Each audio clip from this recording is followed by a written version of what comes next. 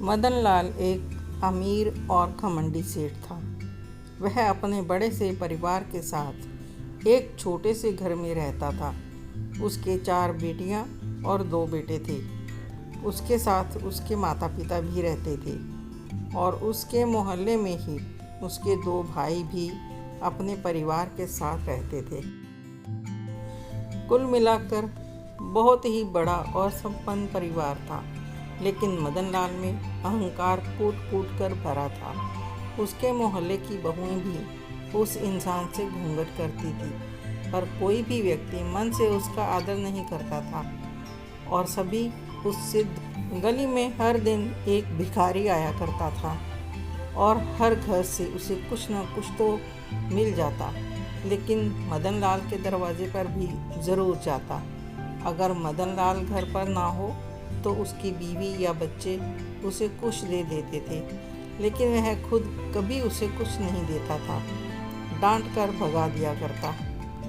एक दिन वह भिखारी भीख मांगते हुए मदन लाल के दरवाजे पर पहुंचा। मदन लाल अपने घर के बाहर खड़ा था।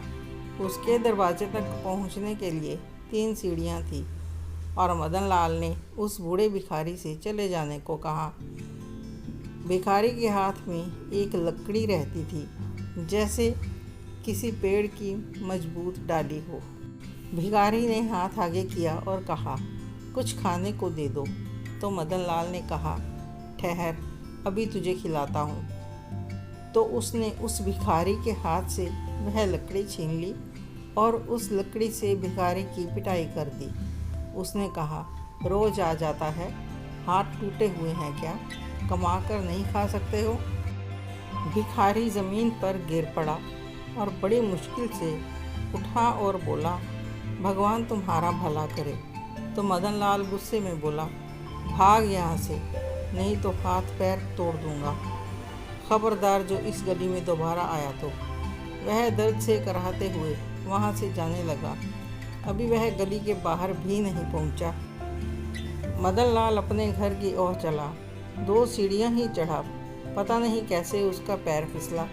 वह धड़ाम से नीचे गली में गिर गया और उसके दाईं बाजू पर चोट लगी और वह अपना हाथ भी नहीं हिला पा रहा था।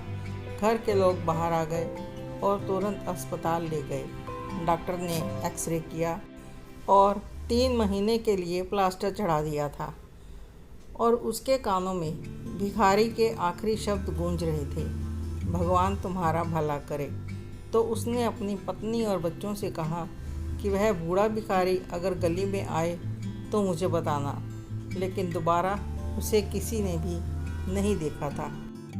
अगर किसी भिखारी के झोले में आप कुछ नहीं डालना चाहते तो मत डालो, बस हाथ जोड़कर कह दो कि क्षमा करो, तो भगवान भी क्षमा कर देते हैं। और अगर बिना कारण आप उसे प्रताड़ित करते हैं तो फिर सब जानते हैं कि ऊपर वाले की लाठी में आवाज़ नहीं होती। आपको ये कहानी कैसी लगी कमेंट करके ज़रूर बताएं। अच्छी लगी हो तो लाइक करें, शेयर करें और सब्सक्राइब करना ना भूलें। धन्यवाद।